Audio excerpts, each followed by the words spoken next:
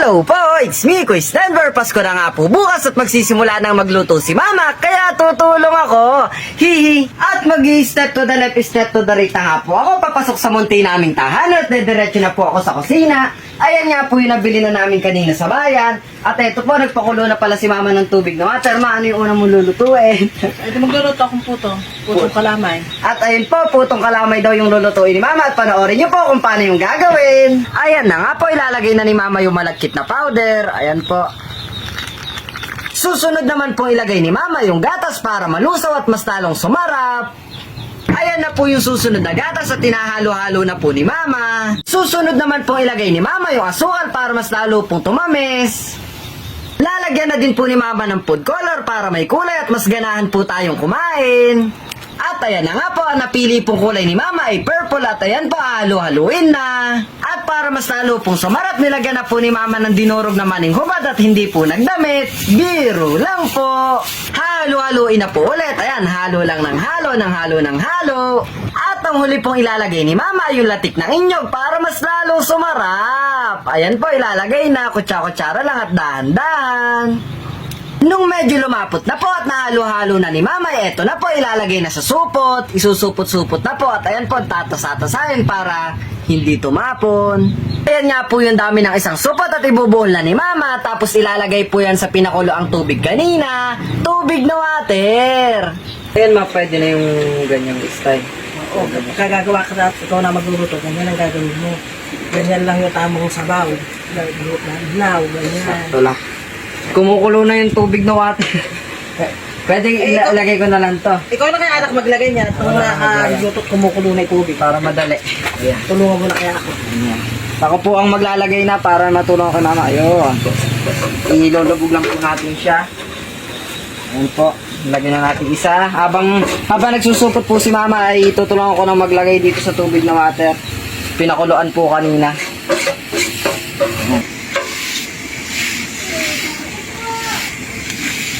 At eto na nga po yung huling naisupot ni Mama at ilalagay ko na po.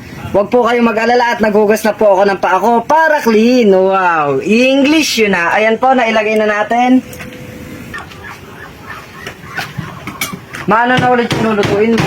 Susunod ko lang gumawa ng Graham. Ano po yung pwedeng magawa? Eh yung ayun nakasalang na yung tubig na iluto mo na lang yung macaroni.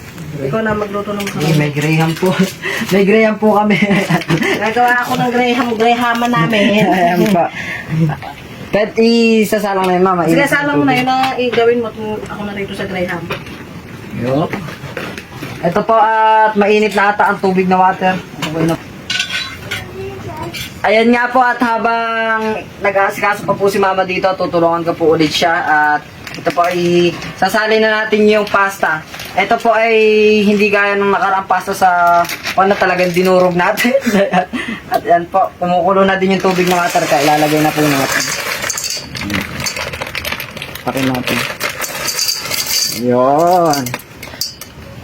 At ayan po, antayin lang natin siyang kumulo, kailangan natin ng panghalo. Kumuha na nga po ako ng sandok para may panghalo na po dito. Ayan po at antayin lang po natin siya lumambot. Ayan, nagdidikit-dikit po siya pag hindi hinalo. At ayan po, share ko nga lang din po na kanina po ay ba't ko pala ikaw kwento? Ito nga po pala at panoorin nyo. Ayan nga po at kagagaling lang po namin sa sambahan at ito po si Papa, si Mama, tas ito po si Pate natutulog at dumaan na po kami sa tinola. Dumaan na po kami sa bayan kanina para bumili po ng mga kakailanganin dahil tutulungan ko po si Mama na magluto mamaya. At yun nga po at kanina po ay nanggaling pa kami sa sambahan at pag uwi po namin ay dumaan na po muna kami sa bayan para po ako may pagsalo-saluhan po kami bukas darating na Pasko at eto po, kahit paano po ay may inihahanda kami nila Mama. Habang inaantay ko nga po siya na maluto, eto po, itatabi na muna natin yung sandok at titignan po natin, papanoorin po natin si Mama kung ano yung ginagawa niya para pag po tayo na yung nagluto, pag ako na po yung nagluto ay alam ko na kung paano yung gagawin. At ito po pala yung nagawa na ni Mama. Ano Ma?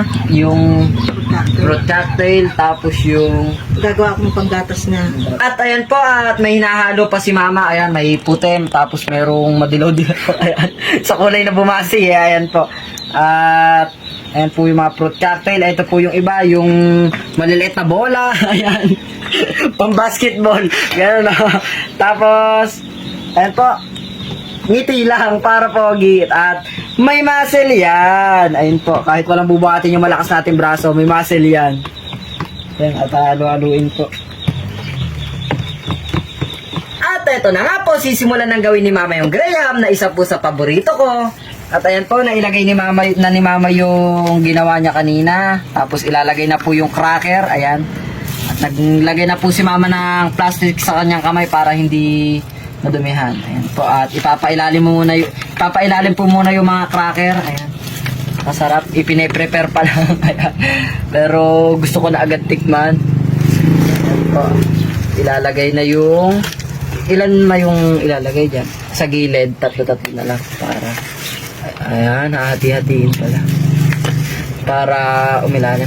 Tapos kailangan mababad din siya dun sa parang gatas. Kailangan yan kapalambot mo. Ayan. At ayan po, kailangan din talaga nating maging mapagpalatanong at para matuto, ayan, pag gusto may paraan. At dahil gusto ko po matuto, so tuwing magluluto si Mama, nagtatanong ako at pinapaliwanag po sa akin ni Mama yung mga gagawin para pag ako na po yung nagsubok na magluto, kaya ko na po kahit wala si Mama. Sabi ko nga po, hindi naman panghabang buhay na nandyan si Mama, kaya lahat po ng itinuturo niya sa akin, ayan po ay isinaas sa isip ko para pag ako na po yung gumawa, kayang-kaya ko na. At ayan po, inilagay na ni Mama yung ayan, at inilagay na po yung at ang second layer. Wow, English yun na. Ayan. At ilalagay po at antay lang po natin yan hanggang mapuno. Yan, dadaihan natin ang paglalagay ng gatas para mas lalong masarap. Yun. Tapos lalambot yung kanyang tinapay. Pinakapaborito sa lahat ni Denver. Sa dami nga po ng process, wow, English yun na. Ayan, sa dami nga po ng ginawa ni Mama na pinagsalit-salit niya po ilagay yung gatas, yung cracker, tapos yung mga fruit cocktail, ayan po. At nayari nang ilagay, teka lang, yung kan pala ma, yung pinapakulo. Oo nga, nakukuha ko pala. Maluluto na nga. Ikaw na magbuka? Ako na mag-ano rito. Mag-ano ka na lang kaya na ano. Tulungan mo akong mag-hiwa-hiwa na Eden na makayari na tayo. Eden na lang. Oo, Eden na lang gagawin ko. Eden cheese. Eden cheese. Ito po Eden cheese at ilalagay na natin tapos kukuha tayo ng panghiwa. At ayan nga po, sabi nga po ni Mama na siya na yung mag-aayos sa pinakulon. Kaya ako naman po, eto na lang gagawin ko. Maghihiwa po ako ng Eden cheese. Ayan, at hiwain po natin. Kumuha na po ako ng mga gagamitin. At ito po, hiwain na natin. Kailangan pantay na pantay. Ayan. Yun. Ayan po. Yun, isa. Kung malaki okan, kailangan pantay na pantay. Yay. Tapos, isa pa. Kung malaki. Nung nahiwa ko na nga po na pahaba-haba, ito naman po, gagawin ko ng pabox. Ayan. At kailangan pinagpantay-pantay ko na po siya. At ayun na nga po pala si Mama, inaahon na yung mga pinakuloan kanina. Ayan po. At ito na po ako. Ayan, focus na focus. Ayan, focus na sa bowl. Box din. Ayan. Ito po siya. Ayan, box na yan.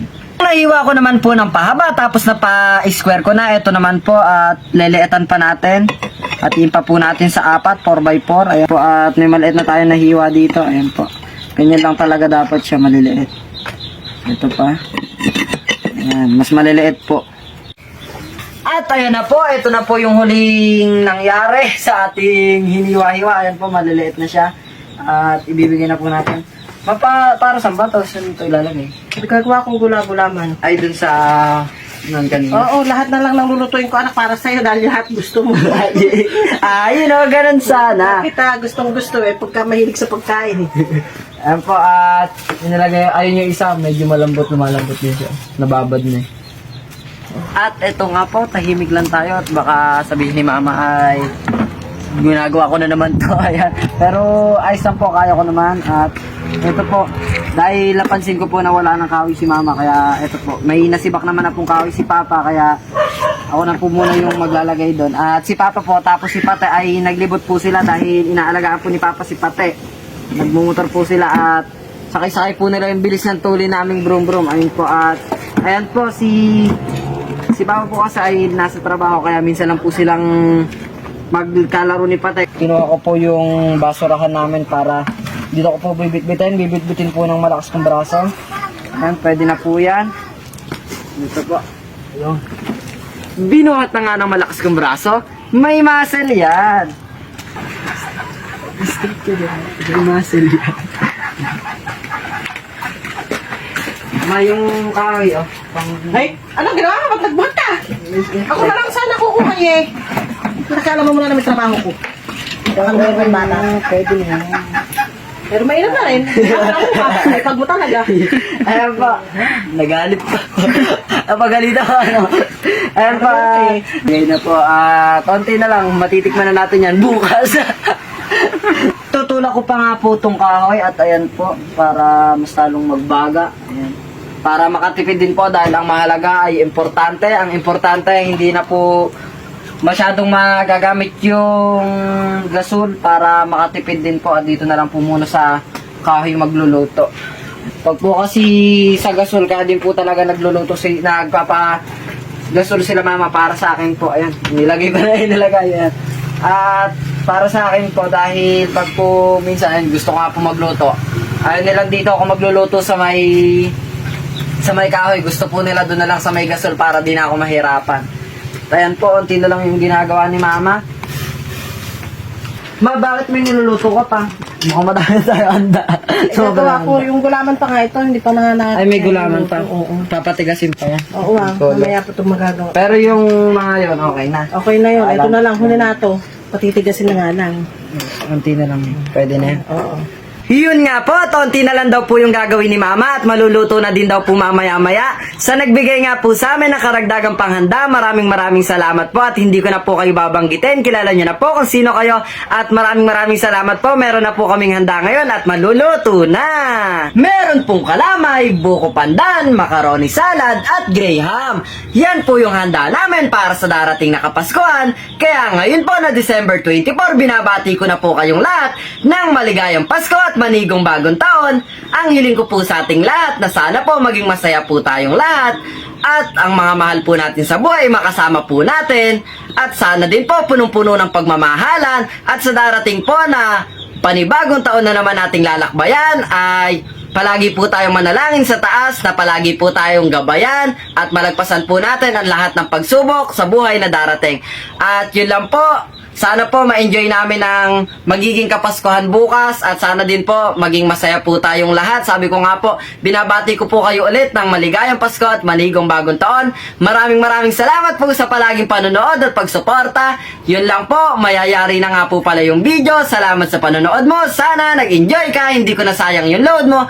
Kita-kita na lang po tayo bukas na darating na Pasko. May muscle yan, ngiti lang para pogi. Hihi.